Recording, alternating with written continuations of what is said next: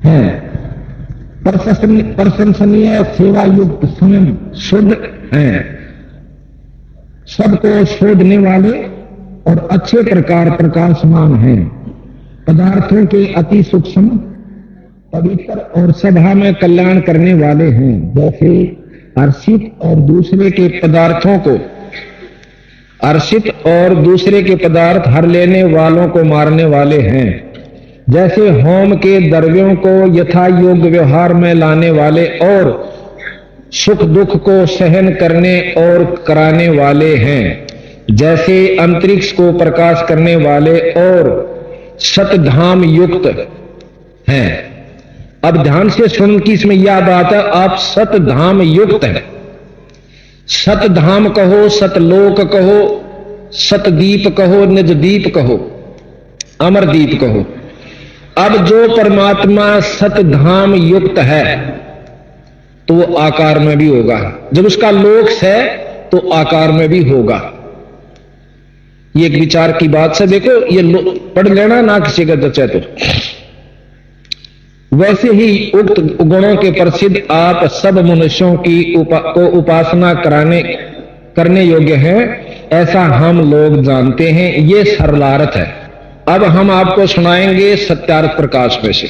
उससे पहले ये तो हुआ सतधाम युक्त। खुद स्वामी दयानंद जी भी मानते हैं कि वो परमात्मा सतधाम युक्त, अपने धाम सहित है। युक्त माने सहित, शक्ति युक्त, शक्तिमान, शक्ति सहित यानी लोक सहित है। तो लोक सहित है तो आकार भी से मनुष्य रूप में वो है किसी आकार में। और वो कबीर साहब के हैं कि सतलोक से हम, सतलोक में हम रहते हैं भाई, वहां सृष्टि है और वहां से हमारा लोक है। और उधर से स्वामी जी मानते हैं कि परमात्मा कोई आकार नहीं है और वो निर्गुण है, निराकार है, उसका आकार नहीं है। तो वेद को वो श्रेष्ठ ज्ञान मानते स्वामी जी। और वेद खुद बताते हैं कि वो परमात्मा सतधाम युक्त है। सतधाम युक्त है तो परमात्मा आकार में भी है। तो निराकार की परिभाषा सारी फेल हो जाती है। ये समझने की बात यह खास। अब दूसरी यह है कि हम इसको यहां पर स्वामी जियों ने कबीर शब्द को खत्म कर दिया, जबकि इसमें साफ लिख रखा वो कबीर नाम का परमात्मा। ध्यान तो सुनो। और उसी का सरलार दूसरे संस्कृत विजय ने कर रखा है, जो कि देखो ये श्लोक किसी के पर्सनल नहीं है, अपने निजी नहीं है, वेदों के श्लोक है या संस्कृत भाषा किसी की बनाई हुई नहीं है, मतलब अपनी पर्सनल नहीं है, ये जो की तो है। इसका सरलार्थ करणीय ने अपने हिसाब से अपनी भावना अनुसार उसका किया। अब दूसरा हम आपको बताते हैं, एक संस्कृत के बहुत तगड़े विद्वान अपने कबीर पंथ में हुए हैं, उन्होंने बहुत कुछ यानी जो की तो जो बहुत कुछ भाषाएं जो है महाराज के विचार पूरी संस्कृत में लिख रखे, शुद्ध संस्कृत में। और उसने टिप्पणी दे रखी है कि आज तक लोगों के भ्रमणा थी कि इस कबीर पंथ में कोई विद्वान नहीं है जो संस्कृत जानने वाला हो। उसने लिख रखा है कि मैं इस संस्कृत का बहुत बड़ी उपाधि लिख रखी थी। और फिर उसने ये सरलार्थ कर रखा है। वो क्या करते हैं अब ये आपको बताते हैं। यहां पर है कि 62 पेज पर, अब ये इसमें भी दिया था हमने, अब इसका उच्चारण सुनाते हैं। वही श्लोक है जो का तो 5वें अध्याय का 32वां श्लोक। ये विद्वान संस्कृत जानने वाले ये सरलार्थ कैसे करते हैं। दूरदर्शी दोषों के ज्ञाता कबीर, वही श्लोक है जो का तो 5वें अध्याय का 32वां श्लोक। श्लोक नहीं बदले जाया करते, संस्कृत है जो की तुम। दूरदर्शी दोषों के ज्ञाता कबीर तेजोमयी हैं और 8 दीप्तिशील तथा पापों के शत्रु और 8 बंधन के नाश व तंतु बंधों के नाशक व तंतु रूप तारा आदि का विस्तार करने वाले आप अग्नि के समान शुद्ध रूप हो और आप कीर्तिमान हो। शरीर व मन को मांझ कर पवित्र करने वाले, सबको वश में करने वाले राजाधिराज हो और आप विद्वानों की सभाओं में सूर्य समान शोभा पाने वाले हो। आप आकाश को की पवित्र वायु के सदृश शोधित और पवित्र हो और आप देवता या संतों के निर्मित भोजन की भी को स्वीकार करने वाले हो, सतलोकवासी, सतधाम युक्त यानी सतलोकवासी, वह सब प्रकाशी हो। अब इसमें देखिए, इसमें साफ लिखा है कि दुर्दशी दोषों के ज्ञाता कबीर, कबीर नाम को इन्होंने लिया। और महर्षि दानव जी ने कबीर नाम को खत्म कर दिया। उनके खत्म करने से नहीं होता, फिर श्याम वेद में कहां करते खत्म? श्याम वेद में अभी आपको सुनाएंगे कबीर साहब के बारे में। माता पार्वती शंकर भगवान से पूछती है कि आप किस कबीर का नाम उच्चारण करते, उसमें के महिमा है, वह नरी नरी बताई। इसका संस्कृत थोड़ी थोड़ी सुनाऊंगी, इसी में नाम है उसी गसी कबीर अंगारी। कबीर अंगारी, अंगारी का मतलब इन्होंने लिखा है कि दीप्तिशील, और कबीर वो परमात्मा कबीर ही नाम से जाना जाएगा, इसको खत्म नहीं किया जा सकता। तो वो कबीर नाम का परमात्मा सर्व मतलब जिससे सारी सृष्टि दीप्तिमान है, सब तारादि के रचयिता हैं, वो परमात्मा कबीर है, ये प्रमाण। अच्छा, हम श्याम वेद बताते हैं आपको। श्याम वेद के अंदर भगवान शिव शंकर महादेव के आराध्य देव कबीर। और गरीबदास जी महाराज कहते हैं हम बैरागी ब्रह्म पद और सन्यासी महादेव, सो हम नाम दिया हम शंकर को, वो करे हमारी सेव। ये कबीर साहब कहते हैं कि हमने सोहम नाम भगवान शंकर को दिया, और भगवान शंकर उस नाम का जाप करते हुए अपनी जो शक्ति संचरित करते हैं। आप देखते हो ज्यादातर शंकर भगवान अपनी समाधि में रहते हैं और ईश्वर को आराधना करते हैं। तो यहां लिखा है कि हमारे प्रेमी पाठक जनों को यह ज्ञात कर अति विस्मय होगा कि महादेव के आराध्य देव सतगुरु कबीर ही हैं। आप सोचेंगे कि लेखक क्योंकि कबीर अनुयायी है, जो चाहता है वह लिख देता है, परंतु ऐसा नहीं। यह लेखक की कल्पना मात्र नहीं है, यह यथार्थ तथा वास्तविक है। भारत में वेद ईश्वर वाणी समझे जाते हैं। ऋषि मुनियों ने वेदों को ईश्वर वाणी कहा है। इन्हीं वेदों में यजुर्वेद और अथर्ववेद में कबीर शब्द की महिमा का वर्णन किया है, जिसका उल्लेख हम पहले कर चुके हैं। अब हम श्याम वेद के पाताल खंड ब्रह्मयामल में से कुछ श्लोक चुनकर प्रमाण के रूप में प्रस्तुत करते हैं। वैसे यह 100 श्लोक हैं। इन सब श्लोकों को यहां देने की गुंजाइश नहीं है। फिर भी पार्वती जी ने अपने पति से जो प्रश्न किया और महादेव ने 100 श्लोकों में उत्तर दिया, अपने पाठकों के विचारार्थ रखते हैं।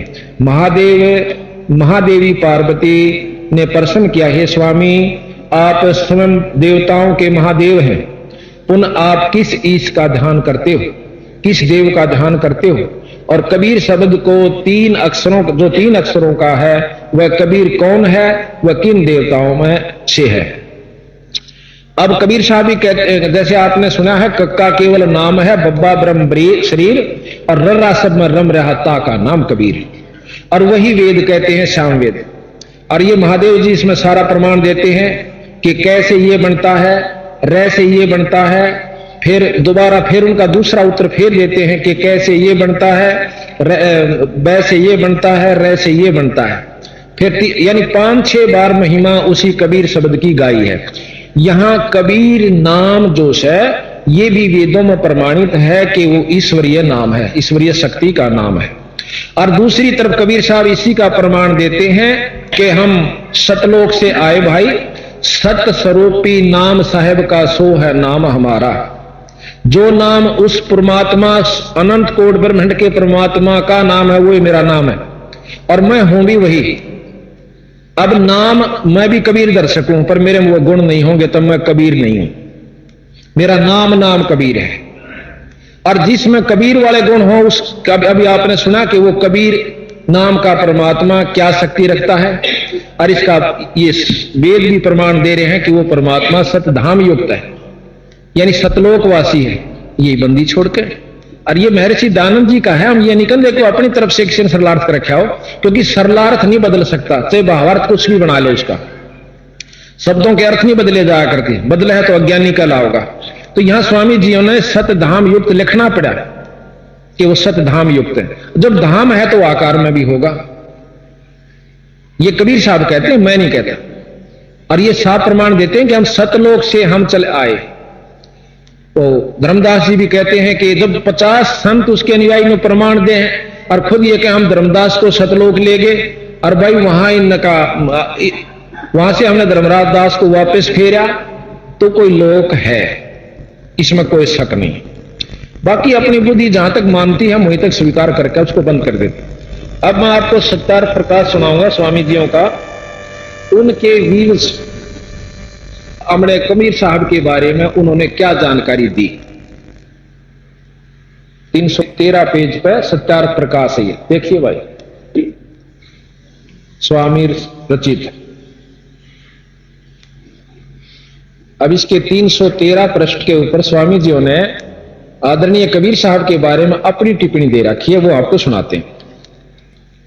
एक ने प्रश्न किया कि कबीर पंथी तो अच्छे हैं, ये 272 नंबर प्रश्न है कि कबीर पंथी तो अच्छे हैं, स्वामी जियों से प्रश्न किया। कबीर साहब स्वामी जी उत्तर देते हैं नहीं। फिर प्रश्न करता है क्यों अच्छे नहीं?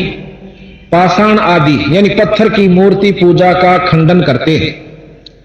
कबीर साहब फूलों पर उत्पन्न हुए और अंत में भी फूल हो गए। ब्रह्मा विष्णु महेश का जन्म जब नहीं था तब भी कबीर साहब थे। बड़े सिद्ध ऐसे कि जिस बात को वेद पुराण भी नहीं जान सकता उसको कबीर साहब जानते थे। सच्चा रास्ता है जो कबीर साहब ने दिखलाया। उनका मंत्र सतनाम कबीर आदि है। ये किसी ने प्रश्न किया स्वामी जी से। स्वामी जी उत्तर देते हैं पाषाण आदि को छोड़, वो तो पलंग, गद्दी, तकिए, खड़ाऊं, जोत और दीप यानी जोत जलावा उसकी भी पूजा करते हैं। पाषाण मूर्ति के न्यून है जो कि पत्थर की मूर्ति तभी घटिया से। स्वामी जी कहते हैं कि जिसको तुम लोग कहो ना पत्थर की मूर्ति की पूजा नहीं कर दे, जैसे भाई पलंग की, तकिए का और जोत जलावन से ये घटिया, मतलब पत्थर की मूर्ति से भी कमजोर से, घटिया से। ये स्वामी जी का व्यूज है। फिर कहते हैं कि क्या कबीर साहब बनूगा थे या कली थे? जो कली तो फूल का मतलब फूल बन गए होंगे। क्या कबीर साहब बनूगा व कलियां थी जो फूलों से उत्पन्न हुए और अंत में फूल हो गए? ये उनका अपना विचार है। यह जो बात सुनी जाती है, कबीर स्वामी जी कहते हैं यह जो बात सुनी जाती है कि वही सच्ची होगी कि कोई जुल्हा काशी में रहता था, उसके लड़के बालक नहीं थे। एक समय थोड़ी सी रात्रि थी, सुबह की। एक गली में चला जाता था तो देखा सड़क के किनारे एक टोकनी में फूलों के बीच में उसी रात्रि का जन्मा हुआ बालक था। वह उसको उठाकर ले गया, अपनी स्त्री को दे दिया। उसने पालन पोषण किया। जब वह बड़ा हुआ तो जुल्हे का काम करता था। किसी पंडित के पास संस्कृत पढ़ने के लिए गया। उसने उसका अपमान कर दिया पंडित जी ने, और कहा कि हम दुल्हाओं को नहीं पढ़ाते। इसी प्रकार कई पंडितों के पास फिरा परंतु किसी ने नहीं पढ़ाया। तब ऊंट पटांग बासा बनाकर, कबीर साहब के बारे में कहते हैं, तब ऊंट पटांग बासा बनाकर और जुल्हे आदि नीच लोगों को समझाने लगा। यानी स्वामी जी की दृष्टि में जो उनके अनुयायी हैं वो नीच बताए कि जुल्हे कैसे नीच व्यक्तियों को समझाने लगा। तंबूरे लेकर गाता था, भजन बनाता था। विशेष पंडित शास्त्र वेदों को की निंदा करता था, विशेषकर पंडितों की, शास्त्रों की, वेदों की निंदा करता था। कुछ मूर्ख लोग उसके जाल में फंस गए। ये स्वामी जी के व्यूज हैं अपने कबीर साहब के बारे में कि कुछ मूर्ख लोग उसके जाल में फंस गए। जब मर गया तो लोगों ने उसको शद कर दिया, बना लिया, और वो शद था। जो उसने जीते जी बनाया था, लिखी थी को रचनाएं, उसको उसके चेले पढ़ते रहे। कान को मूंद कर जो शब्द सुना जाता है उसको अनाहत शब्द सिद्ध कर ठहराया, सिद्धांत ठहराया। मन की वृत्ति को सुरती कहते हैं। उसको उस सुनने में लगाना, उसी को संत परमेश्वर का ध्यान बतलाते हैं। वहां काल नहीं पहुंचता। बर्छी के समान तिलक और चंदन आदि लकड़े की कंठी बांधते हैं। भला विचार के देखो कि इसमें आत्मा की उन्नति और ज्ञान क्या बढ़ सकता है। यह केवल लड़कों के खेल के समान लीला है। ये स्वामी जी की व्यूज कबीर साहब के बारे में। अब आप देखिएगा, मेरे विचारों में कबीर साहब के बारे में स्वामी दयानंद जी ने ABC का भी नहीं बेरा था। और इतने महान सत्यार्थ ग्रंथ को, जिसको हम सब समाज बहुत आदर से मानते हैं, उस समय ये लिखा है। जब एक कबीर साहब के बारे में ऐसा लिखा होगा तो बाकियों का हम नहीं कह सकते वो सच्चा था कि झूठा था। ये तो 600 साल पहले की बात है, कोई 1000 वर्ष पहले भी नहीं हो सकती ये बात कि भाई झूठ होंगी ये बातें। सिकंदर लोदी, दिल्ली का बादशाह, उसके साथ जो उनकी वार्ता हुई आपको अभी बताएंगे। अच्छा, दूसरी तरफ यही कभी स्वामी जी कहते हैं कि वो परमात्मा निराकार है, आकार में नहीं आ सकता। अच्छा, अब यही वेद का जो आपने यजुर्वेद का पढ़ा 5वें अध्याय का 32वां श्लोक में कहते हैं कि वो भगवान, वो परमात्मा सतधाम युक्त है, सतलोक सहित है। अच्छा, इब हम आपको यजुर्वेद में फिर उनके द्वारा लिखा हुआ, वो कहते हैं कि परमेश्वर शब्द प्रयोग किया उन्होंने, परमेश्वर। अब परमेश्वर की संधि छेद कर लियो आप पे, इतना तो तकरीबन 5वीं 7वीं 8वीं 10वीं में सब ने सिखावा है संधि छेद करना। परम माने श्रेष्ठ,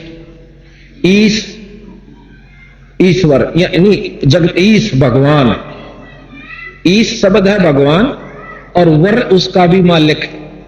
ईश परमात्मा, जगदीश यानी जगत का भगवान, फिर ईश्वर उस भगवान का भी भगवान।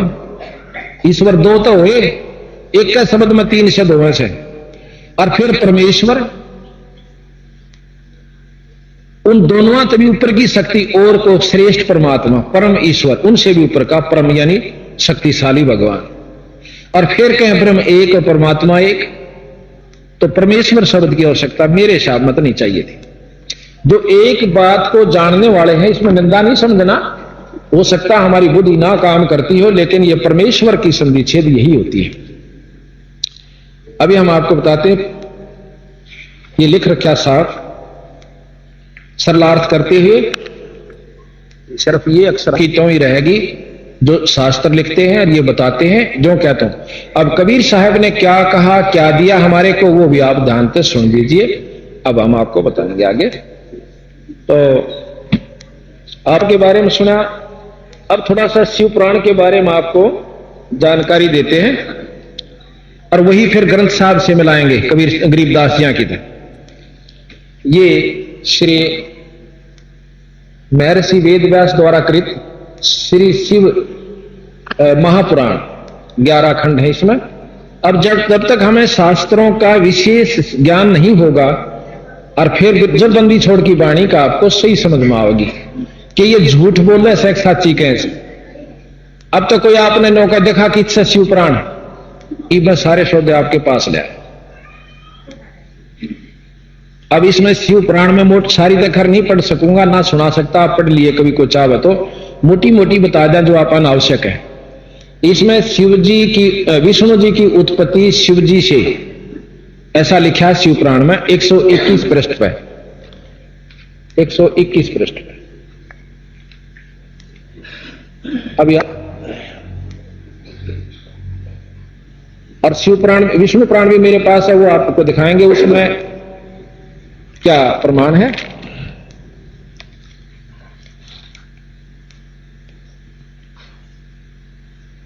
इसमें लिखा कि यह ब्रह्मा जी बोले कि हे ब्राह्मण, तुमने लोक कल्याणकारी व बड़ा ही उत्तम प्रश्न किया है, क्योंकि महाप्रलय के समय सब सथावर जंगम नष्ट होने पर जब सूर्य ग्रह तारों के से रहित होकर अंधकार में हो गया था और चंद्र दिन रात, अग्नि, वायु, पृथ्वी, जल कुछ भी नहीं था, तो प्रधान आकाश और अन्य तेज भी शून्य हो गया था।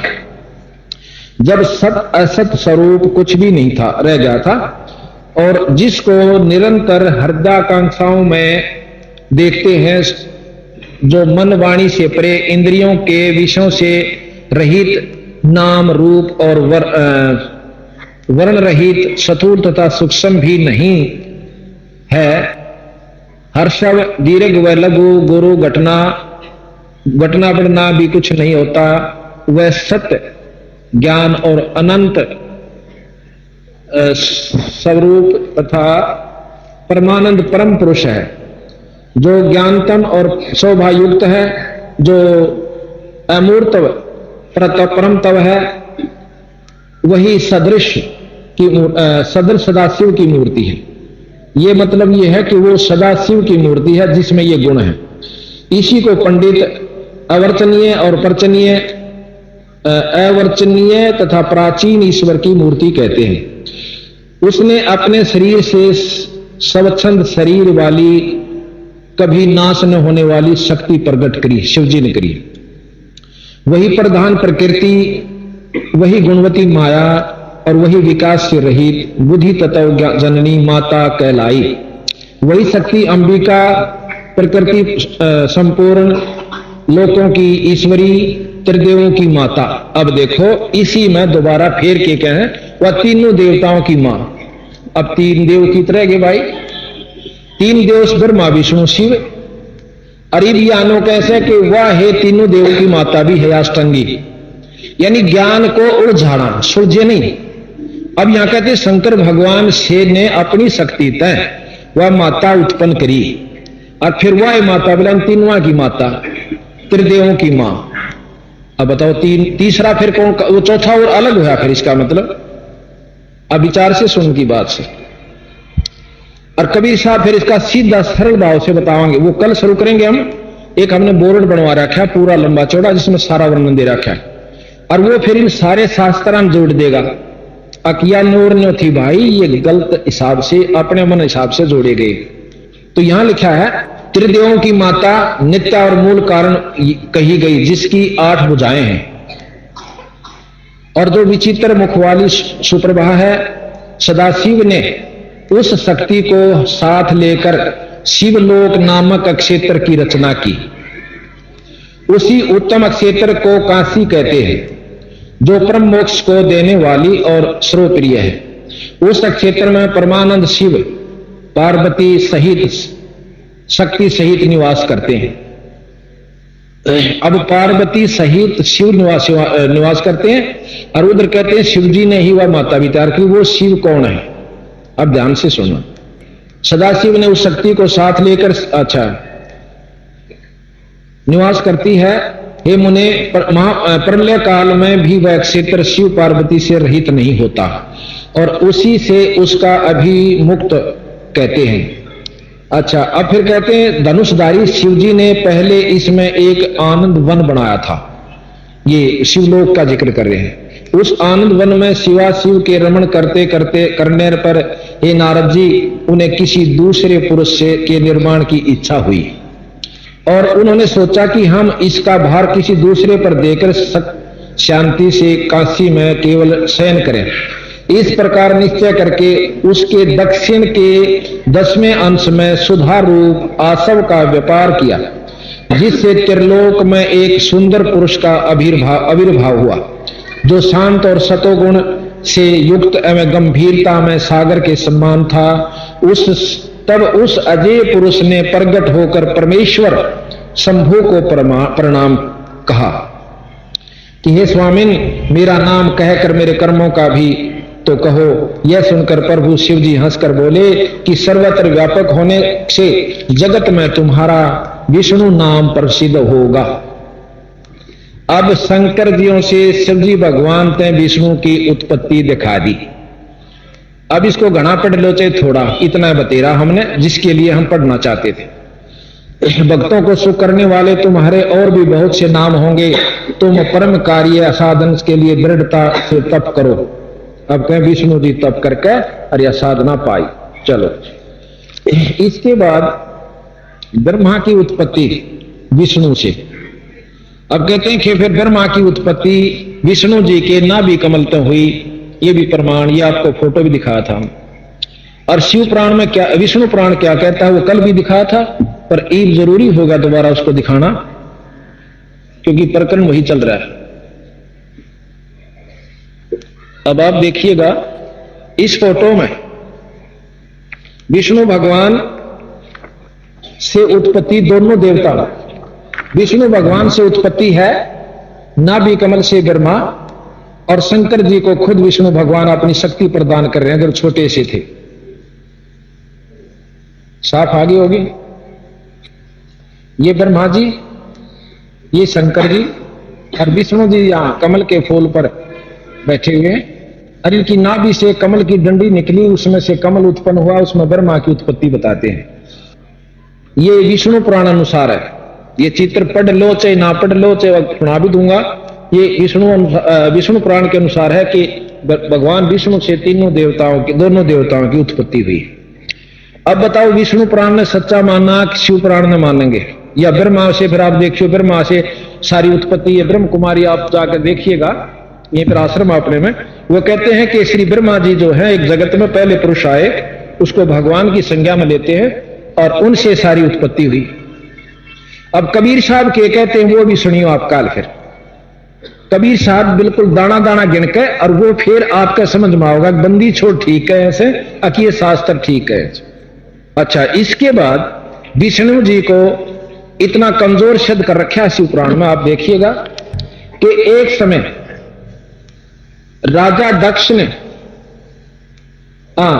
ब्रह्मा की उत्पत्ति सुनो पहले, और फिर उनकी आपस में विष्णु से झगड़ा होता है ब्रह्मा का।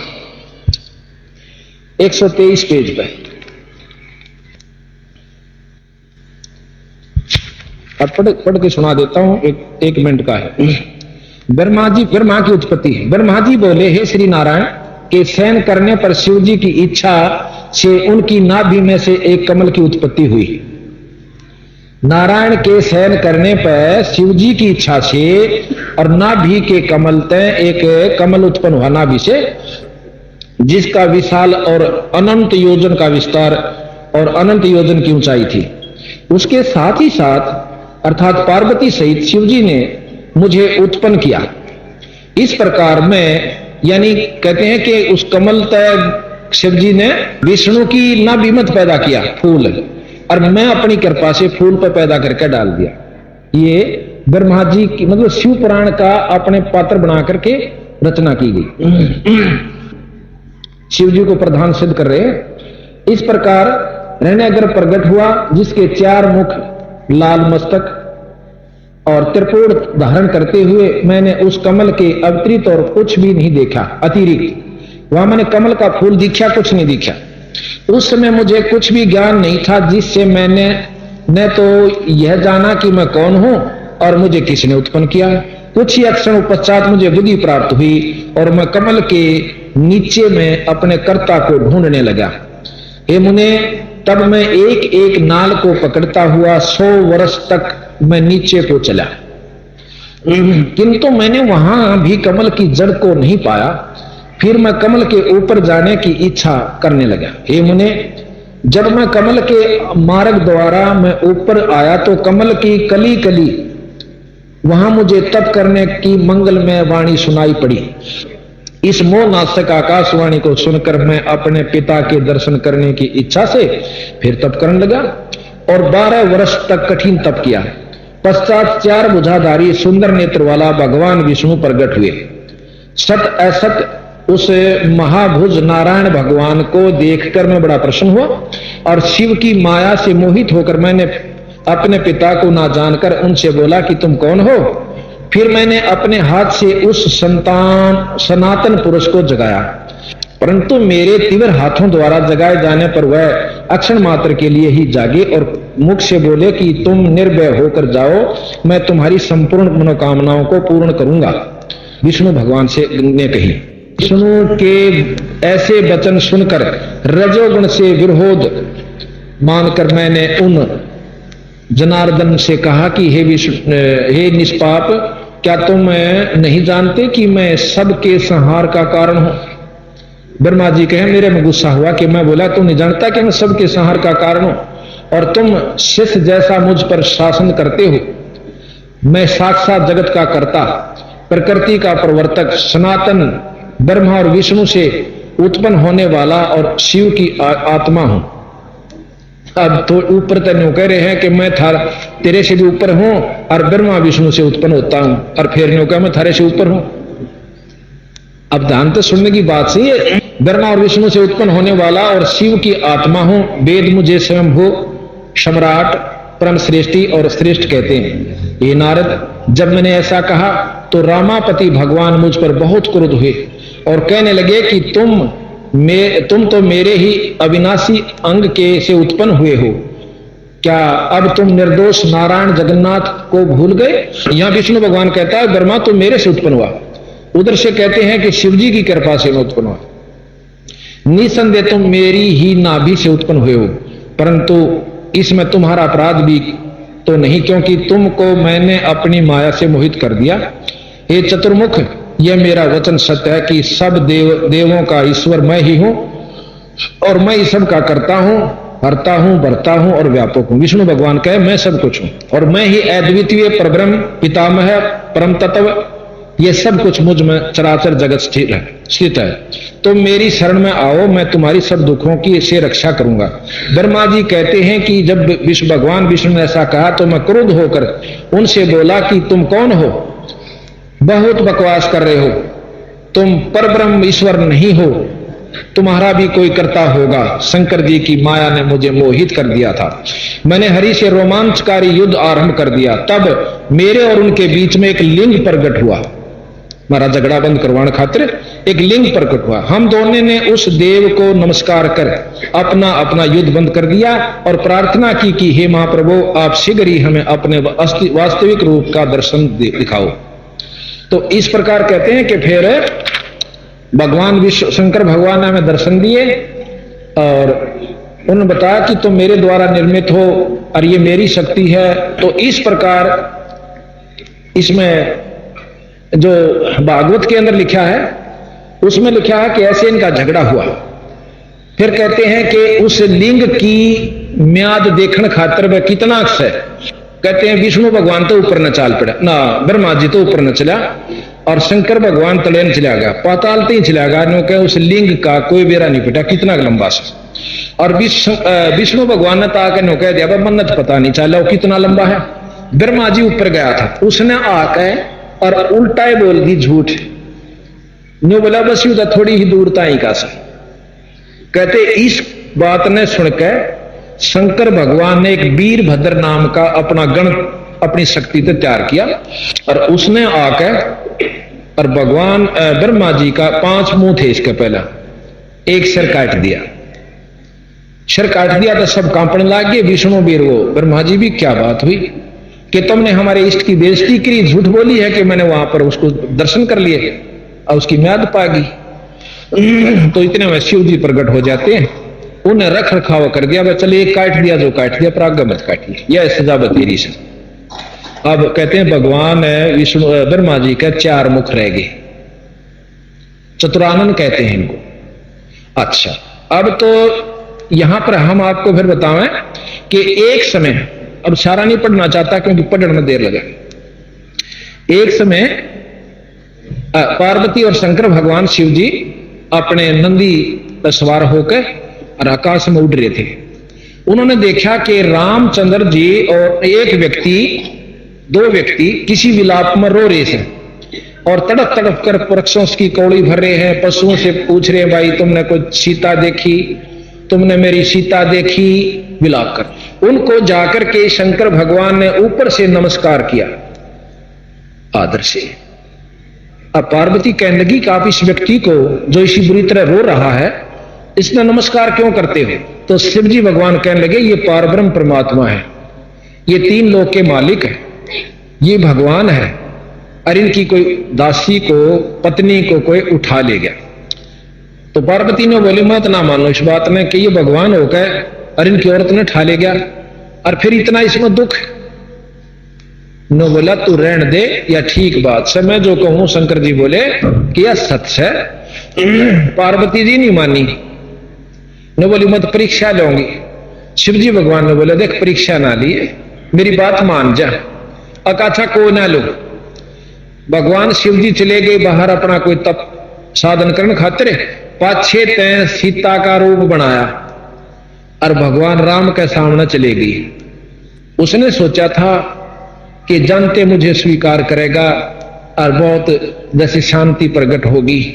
कहती जो ही मैं भगवान राम के सामने गई तो भगवान ने मुझे देखते ही बोला, हे दक्ष पुत्री माया, हे दक्ष की बेटी पार्वती, तू क्या करना आई यार? भगवान ने कहा छोड़ आई? ने बोली मैं बहुत शर्मिंदा हुई, मैं तो गंड गई पानी में। ए महाराज तुम सच्चे भगवान सो, वापस आ गई तो ठीक है। भगवान शंकर कहने लगा कि परीक्षा ले आई, अकना मन को ली परीक्षा अच्छा। और भगवान शिव जी ने जान लिया कि यह झूठ बोल रहा है। अब उसने मन से पार्वती को त्याग दिया कि तू मेरा काम नहीं रही, पत्नी रूप में मैं स्वीकार नहीं कर सकता। क्यों? क्योंकि तूने मेरी माता का रूप बना लिया, सीता का। यहां सीता को माता कहते भगवान विष्णु शिव जी, और माता का रूप बना लिया तो तू मेरी मां स्वरूप होगी, मैं तुझे पत्नी रूप में स्वीकार नहीं कर सकता। और न्यू कह के ऊपर पहाड़ा में जाकर अपना साधना कर ली, मुझे दिल से त्याग दिया। तो मैंने भाप लिया कि ईब चाहे धरती इधर से उधर हो जावे। शिव जी मानने वाले नहीं है। उधर से मेरे पिताजी ने, दक्ष जी ने एक यज्ञ किया हुआ था, उस यज्ञ में जाके देखा, उसने सोचा चला अपने घर ने चाली बोर तक में साधन नहीं, घर जावे से तो महाराजा दक्ष ने एक यज्ञ करवा रखा, उसमें हवन कुंड बनवा रखे, सभी राजाओं को और बाकी जमाइयों को सबका आदर दे रखा, सबका ना आ रहे थे उनका भाग काट रखा। पर शिव जी नहीं गए हुए थे, ना बुलाए थे और उनका भाग भी नहीं काट रखे थे। अब पार्वती जाके सब जगह देखा है कि हमारा तो कितना नाम न गोआ और ना मैं बुलाई। अपने पिता ते छो मां के कहती है कि तेरे जैसे नीच पिता के दर्शन में भी पाप लगे, तना अपने जमाई का भी भाग नहीं कटा और अपनी पुत्री को भी नहीं बुलाया। तो वो कहता है, दक्ष गुस्से हो जाता है कि नीच बालिका, तुझे ज्ञान नहीं कि वो मेरा दुश्मन है, मेरा जमाई नहीं है, मेरे से जो है ना मेरी इच्छा के विरुद्ध तूने शादी की थी और मैं ना बुलाऊं और ना मेरा वो पसंद। वो तो गल में सांप घालने रहे और गल के अंदर जो है ना रूंड बाड़ा सर घाल रहा कपाल और पागला वाला हाल, मैं उसको यहां बुलाऊं? कहने लगी मुझे बड़ा गुस्सा आया, अकेले मैं तेरा यज्ञ करवाऊंगी पूरा ही। उसके हवन कुंड में जड़कर मर जाती है पार्वती जी। शंकर भगवान ने ज्ञान हुआ, कहते उसने वीरभद्र को प्रकट किया और अपने कई उनको साथ में लेकर भेजा गणों। अच्छा, वहां पर ब्रह्मा जी और विष्णु जी दोनों उपलब्ध थे। विष्णु जी की आज्ञा से वो किया गया था यज्ञ। अब वीरभद्र आवा है, दक्ष को पता चल गया कि वीरभद्र आवा है और आपको नष्ट कर देगा। तो विष्णु जी से अर्ज करी कि महाराज मेरी रक्षा करो। विष्णु जी कहने लगे कि वीरभद्र का आगे मेरी नहीं बसाओगे। अब विष्णु भगवान की यहां पर समर्थता का आप विचार कीजिए। विष्णु भगवान एक शिव जी के गण के आगे न्यू कैसे कि मेरी नहीं बसावेगी, और दक्ष भाई तने गलती करी, बुला लेना चाहिए था। मैं बोला जी होगी सो होगी, मेरी रक्षा करो। भाई मेरे बस की बात नहीं, चल कोशिश करूंगा। तो यहां लिखा है कि वीरभद्र आया, वीरभद्र ने आके राजा दक्ष की नाड़ काट दी ना। हाँ, पहले विष्णु भगवान झगड़ा करता है, ब्रह्मा जी तो खिसक गया, रह गए विष्णु जी। विष्णु जी ने अपना चक्कर सुदर्शन वीरभद्र पर छोड़ा, सुदर्शन चक्कर समेत वीरभद्र ने उसको जाम कर दिया, यानी खंबे की तरह खड़ा हो गया और न्यू जाम हो गया। विष्णु भगवान ना आगे न चाले ना पाछे और न्यू आंख ठहर गई। ऐसा लिख रहा क्या ये शिव पुराण में? तो कहते वहां वेद पढ़ने वाले वेद मंत्रों वालों ने वेद मंत्र पढ़े, उससे उसका वो स्तंभन खत्म किया। विष्णु भगवान फिर हलचल में आता है, सुदर्शन चक्कर छोड़कर अपना सारंग बाण उठावा है, सारंग बाण से तीर मारा से वीरभद्र की तरफ। वीरभद्र ने अपने तीर से उसके तीर को भी खत्म कर दिया और विष्णु जी को भी यानी मूर्छित कर दिया, जख्म हो गया उसका। और फिर वो क्या नाम है वहां पर वेद मंत्रों के उससे उसका तीर निकाला और फिर विष्णु भगवान अपने लोक को चला गया। अर्थात शिव जी के सामने विष्णु भगवान बहुत छोटी इकाई होगी जो उनके गणों से भी नीचे पहुंच गया। ये इसमें लिखा है कि विष्णु ने अपना सारंग धनुष उठाया और वीरभद्र ने 3 बाण मारे, 3 टुकड़े कर दिए। विष्णु भगवान भाग गए और ब्रह्मा जी तो पहले जा चुके थे। अब हम ये नहीं कहना चाहते कि ये गलत है या ठीक है, पर आप विचार कीजिए। अब फिर क्या हुआ, एक समय उस समय जो यज्ञ कर रहे थे और उन्होंने शिवजी का वो नहीं निकाला था, तो दधीची ऋषि जो है शिवजी उपासक थे, वो उस यज्ञ से उठकर चले गए। कहने लगे जब आपने हमारे इष्ट का नहीं स्थान रखा तो हम नहीं रहेंगे यहां पर, ऐसे यज्ञ में हमारा पाप है आना। चले गए। उससे दक्ष की उनकी दुश्मनी होगी। फिर राजा वत्सु को भेजा कि आप राजा दधीची को पराजित करके आओ, नहीं हुआ। फिर राजा दक्षु ने यो नाम अक्षु है राजा अक्षु ने विष्णु की उपासना की। विष्णु जी प्रकट हुए, कहने लगे स्वामी जी राजा दधीची को पराजित कर दो, मैं यही मांगता हूं, वरदान मांग लिया था। ने बोला देख दधीची ने मैं पराजित नहीं कर सकता, विष्णु जी कहे से, पर मैं कोशिश करूंगा, कोई और छल कपट का तरीका अपनाऊंगा। एक ब्राह्मण का रूप बनाकर दधीची के पास चला गया कि क्या मांगो विप्र जी, कि आप मुझे लिख कर देना, वरदान दो। क्या लिख कर दूं? कि आप वरदान दे दो कि मैं अक्षु राजा से पराजित हो जाऊंगा। ने बोला तो विष्णु है और मुझे छलने आया है। राजा दधीची उसको श्राप दे दिया और विष्णु जी अपने लोक को चले गए। ये शिव पुराण आपको बस मारा। अच्छा, अब इसमें सिद्ध हो गया कि शंकर भगवान के, वैसे तो बहुत कुछ वर्णन है इसमें, कि ब्रह्मा व विष्णु द्वारा शंकर की से अक्षमा याचना तथा शिव जी का प्रसन्न होकर के उन्हें अक्षमा कर देना और दक्ष आदि को जीवित करना। राजा दक्ष को फिर शंकर भगवान ने बकरे का मुंह लाकर और जीवित कर दिया। सिर कटा हुआ बकरिया, वो तो फूक दिया था उसका सिर। इसमें चित्र भी दे रखा है राजा दक्ष को जीवित करने का। अब हम आपने ये तो ज्ञान हो गया कि शंकर भगवान से विष्णु बहुत छोटी इकाई है, जैसे शास्त्र शिव महापुराण प्रश्न करता मतलब ज्ञान देता है। अब विचार सुनिए गरीबदास जी के। गरीबदास जी महाराज कहते हैं कि एक समय शंकर भगवान के सामने भस्मासुर जियों ने 12 वर्ष तप किया था। ये विचार सुन के कबीर साहब गरीबदास जी ने ये सारे शास्त्रों को जोड़ा है और बताया है कौन सा सच्चा कौन सा झूठा है और कहां तक ये ज्ञान देते। तो भस्मासुर जी ने 12 वर्ष शिव जी के बारने आगे कैलाश पर्वत पर, पहले तो कैलाश पर्वत पर किया, फिर उनके द्वार के सामने 12 वर्ष किया। तो पार्वती जी कहने लगी कि महाराज ये क्या मांगा इसने, दे दो। महाराज विष्णु भगवान प्रसन्न होते हैं कि मांग भाई, क्या मांगे भगत, ए भक्तवर मांग क्या मांगे, वचन भर लो जी। अब भर लिए वचन। क्या मांगता है कि मुझे भस्म कंडा दे दो, और भस्म कंडा मुझे दे दो और कुछ नहीं चाहिए। अब शिव जी ने काट कर भस्म कंडा दे दिया।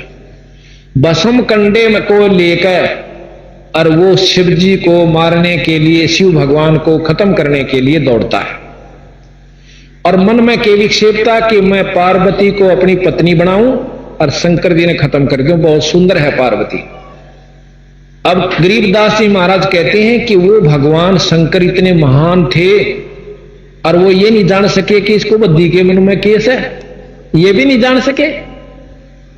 और फिर क्या वर्णन है कि शंकर भगवान बागा आ गए और कड़ा लेकर भस्म करूंगा, और भस्मासुर पाछे पाछे, सिद्धि भस्मासुर में भी थी और उड्डन की सिद्धि शंकर जी में भी, दोनों उड़ के चाल पड़े। बहुत आगे शंकर भगवान भागी जहां से विष्णु जी आए हैं। नो बोले भाई कहीं चाल्या, हे भगवान कहां चले? कि नो बोला आप भी भाग लो। अकी बात से कि एक राक्षस भस्मासुर नाम का ना हो, हाँ भस्मासुर नाम का राक्षस ने मेरे से वो भस्म कंडा ले लिया और खूब मुझे मारने की इरादा रखता है और पार्वती को पत्नी बनाओगा। भाई भाजली बोल कोई इलाज नहीं। विष्णु जी ने बोले कोई बात ना। महाराज वहां से प्रगट विष्णु जी अंतर्ध्यान होते हैं और सुंदर पार्वती का रूप बनाकर भस्मासुर के आगे आ जाते हैं। तो भस्मासुर पार्वती ने देख कर वहीं डट जा, क्यों उसका तो इरादा पार्वती था और उसने नो भी बेरा था शंकर भगवान तक कड़े रहेगा, मेरे दौरे इतने नजदीक नहीं आंदा ने, से दूर खड़ा रहो 100 किलोमीटर। तो पार्वती से कहने लगा, पार्वती कहने लगी कि मैं तो आपके लिए आई हूं और छोड़ो उसके पाछे क्यों भाग रहे हो। अब ठीक से न बोले मैं जब खुश होंगी मैंने नाच के दिखा दे, नाचन लग गया भस्मासुर। ने बोली न्यो नहीं मैं नाचू, न्यो नाच, तने नाचना नहीं सीखा, मैं सिखाऊंगी ना, अब तो सिखा दे। तो ने बोला जो करूं मैं करूं, नहीं करिए। ने बोला जो कहेगी वो करूंगा। नो करता करता सिर पर हाथ कराया, उसने भी किया, वहां कह दिया भस्म। तो भस्मासुर भस्म हो जाता। विष्णु भगवान कंडे ने लेकर और गाल के गोज में, और शंकर भगवान जो भागे जा रहे थे उनके आगे प्रकट हो जाते। कहने लगे भाई रुकना रुकना भगत जी, भगवान जी डट डट, बहाज ले, डटन का टाइम नहीं से, इतनी फुर्सत नहीं है, एक अक्षर में राक्षस पीछे आ लेगा। वो कहने लगे कि मैंने उसको खत्म कर दिया। खत्म कैसे कर दिया? खत्म कर दिया, मैं नहीं मान सकता, मैं नहीं मान सकता, मेरा दिल यूं कर रहा है, मुझे दिखाओ आपने कैसे भस्म। वो कड़ा भी दिखा दिया। मैं बोले आप लाए कैसे, आपने भस्म किया कैसे, मुझे जरा बताइए। तो कहने लगे कि उसी समय उन्होंने एक लड़की का रूप धारण किया, बहुत सुंदर। वहां से अंतर ध्यान हो गए, इतनी दूर दिखा एक बहुत सुंदर लड़की, बहुत सुंदर बाहर बना दिया, आधा शरीर नंगा आधा ढका हुआ और उड़ता जा रही है और नाच रही है। तो शिव जी भगवान उसी समय उस लड़की का पीछे भाग लेते हैं, ये प्रमाण मिलते हैं शास्त्रों में, उसके पीछे भाग लेते हैं और वो आगे आगे भगवान विष्णु शंकर पीछे पीछे। फिर उनका आगे वर्णन मैं नहीं करना चाहता क्योंकि इस सभा में नहीं कर सकते, इतना ढंग का वर्णन इसमें है, यहां सभा में हम सुना भी नहीं सकते। अब यहां बात खत्म हुई। चलो अब उधर तो शिव जी से विष्णु उत्पन्न हुए और उधर वो शंकर भगवान एक भस्मासुर के सामने नहीं टिक पाया, वहां रक्षा विष्णु भगवान ने की। अब चलो आगे। अब वो पार्वती जी का जो शरीर जल गया था हवन कुंड में, और वो जल गया था पर कंकाल हाड़ न्यू के न्यू रह गए थे। शंकर भगवान जाते हैं सभा में और देखे हैं कि पार्वती का शव पड़ा, उस कंधे पे धर के उस शव ने, और कई हजार वर्ष तक पर्वता में घूमते रहे पागल होकर के उसके विरह में, ऐसा भी प्रमाण मिलता है। फिर विष्णु जी ने देखा कि ये तो बावड़ा हो गया और इस मरे हुए आडा ने ठाए फिर इसका मोह भंग करना चाहिए। जब इतना मोह इन भगवान के अंदर था कि वो एक मरे हुए उसके भी इतना आसक्त हुआ, तो परमात्मा की पूर्ण परमात्मा की संज्ञा नहीं दी जा सकती। फिर क्या हुआ कि उन्होंने अपने त्रिशूल से उसको मार दिया। कहीं पर हाथ पड़ा, कहीं पर कान पड़े, कहीं पर आंख पड़ी, कहीं पर सिर पड़ा। तो जहां पर उनका जो जो स्थान पड़ा, जहीं पर नैना देवी, कहीं पर फलानी देवी, वो सब मंदिर बाद में बना दिए गए। ये गरीब मतलब हमारे शास्त्रों ने प्रमाण दिया। अब ब्रह्मा जी रह गए भगवान तीसरे, ये कबीर साहब बतावे हैं, मैं अपनी तरफ से नहीं कहता, और गरीबदास जी की वाणी इसका प्रमाण देते, और शास्त्र भी वही बतावे हैं, ये झूठ नहीं है। एक बार कहते हैं जब पार्वती की शादी हुई थी, ब्याह हुआ, इनका इतना सुंदर रूप था कि ब्रह्मा जी वहां बैठा हुआ था, और अब मैं वर्णन नहीं करना चाहता कि उसके साथ क्या बीती।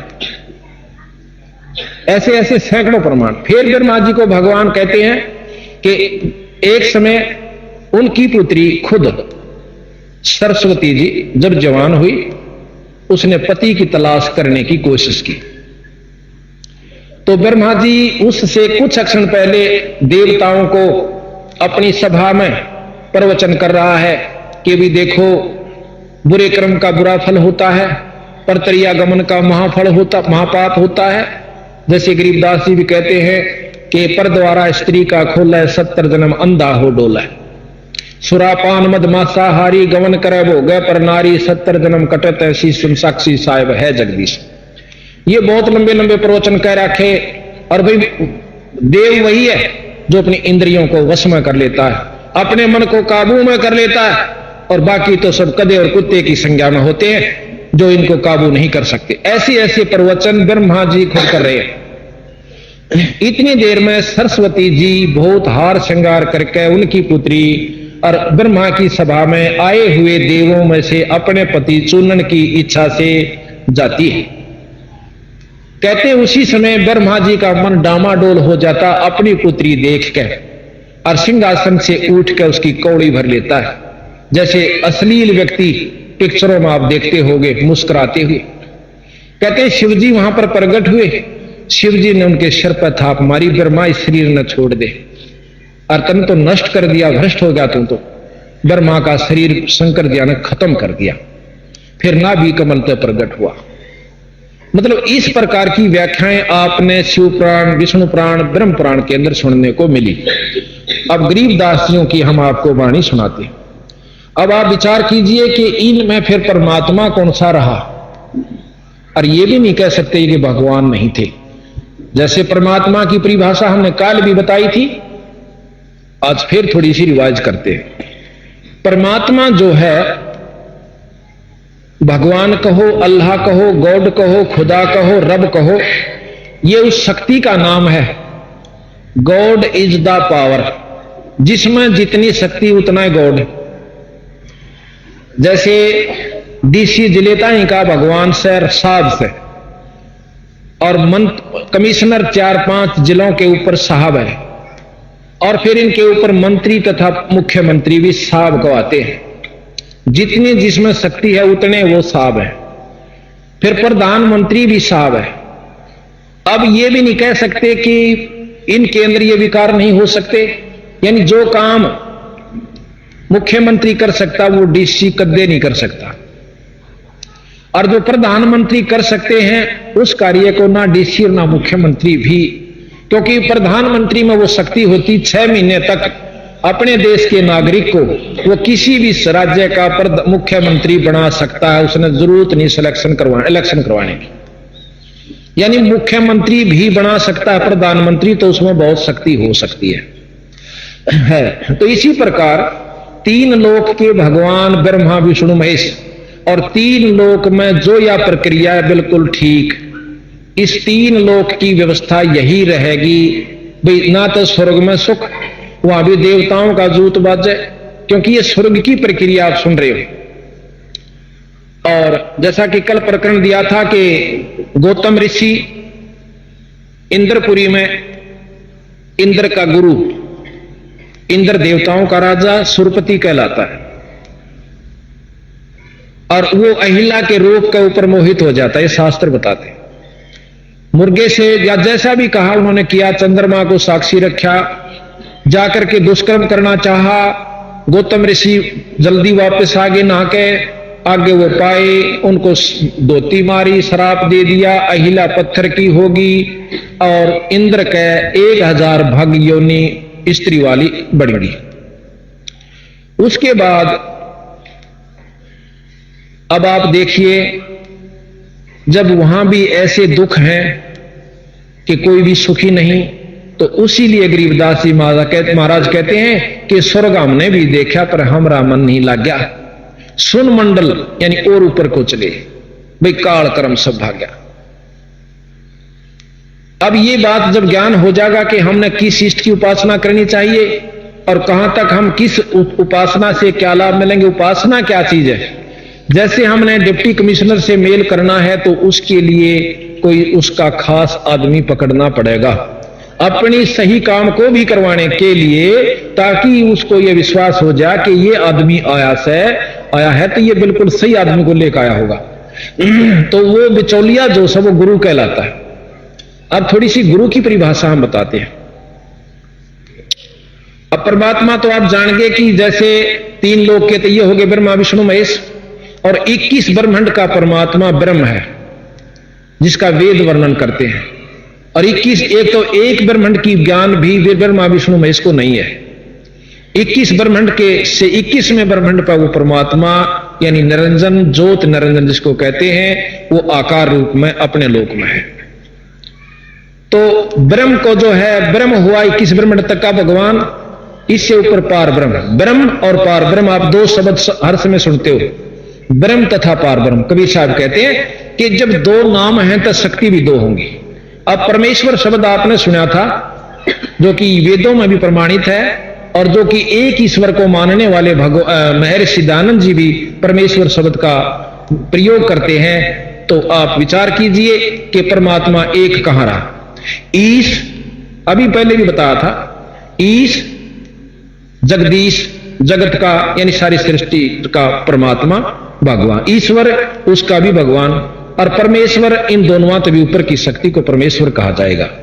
तो इसी प्रकार ब्रह्म और परब्रह्म, दादा परदादा, यानी परब्रह्म उससे श्रेष्ठ शक्ति। ब्रह्म क्या चीज है? वो गुण, वो शक्ति जिसमें ये गुण है जो हम देते हैं, निराकार है और सब वस्तुओं का पालन करने वाला है, पालन पोषण करने वाला है, 5 तत्वों का प्रधान है, ये गुण ब्रह्म है।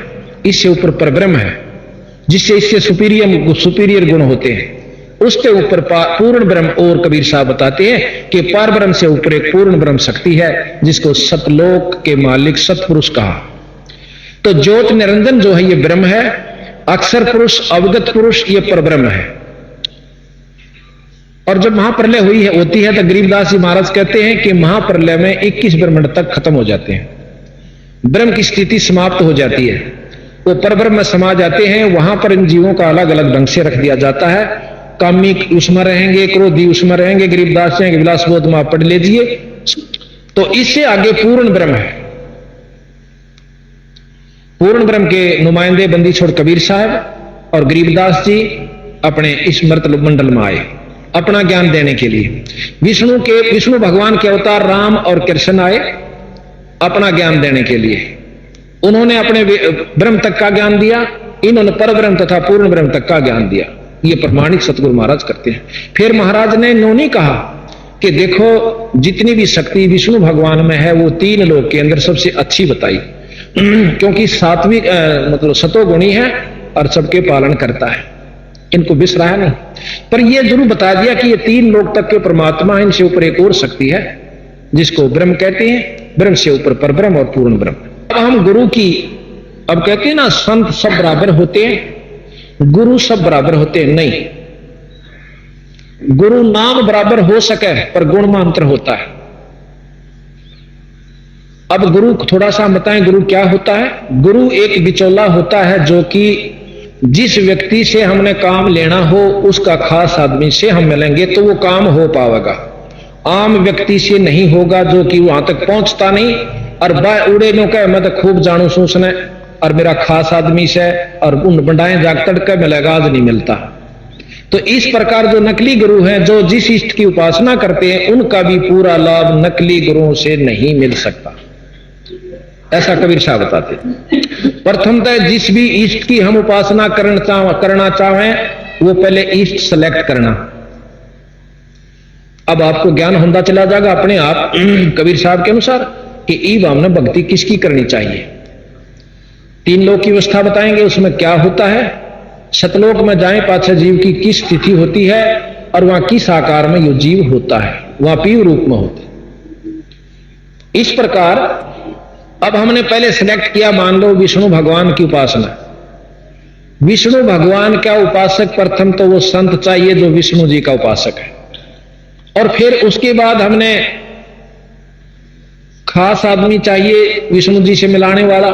फिर विष्णु जी के लोक में हमें क्या लाभ होगा ये ज्ञान होना चाहिए।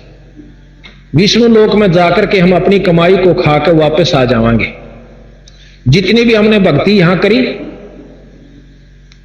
अपने किए हुए कर्म को उस विष्णु लोक में भोग के फिर वापस, और बूंदे कर्म नरक में, अच्छे स्वर्ग में, और फिर लक 84। ये प्रमाण दिया संतों ने कि ये स्वर्ग की व्यवस्था है, क्योंकि गीता जी का ज्ञान सबसे श्रेष्ठ है। उसमें कहा कि जैसे कर्म जीव करता वैसे भोग भोगने अवश्य पड़ेंगे। अब कर्म तो अच्छे भी होते हैं और माड़े भी होते हैं।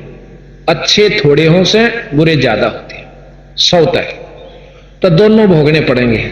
जब तक हम विष्णु उपासक हैं, शंकर जी उपासक हैं या ब्रह्मा जी के उपासक हैं। क्योंकि विष्णु अभी प्रमाण पहले भी दिया था, पर नई संगत हर बार नई जुड़ती है, उसको थोड़ा थोड़ा फिर रिवाइज कराना पड़ रहा है कि त्रेता युग में भगवान रामचंद्र जी ने बाली जी को मारा था, जो सुग्रीव का भाई था। और भाई द्वापर ने बोला मेरा बदला कर दोगे, द्वापर युग में दूंगा। कृष्ण के रूप में बालिया रूपी झीमर ने, एक बालिया नाम का झीमर था, उसने भगवान विष्णु यानी कृष्ण के तीर मारा पांव में और वो बदला लिया। अब गरीबदास जी महाराज कहते हैं जब ये अपने बदले को देने के लिए आना पड़ता, अपने कर्म भोगने पड़े हैं, तो भाई आप इनकी उपासना तो के चाहो सो हमने ये बताओ।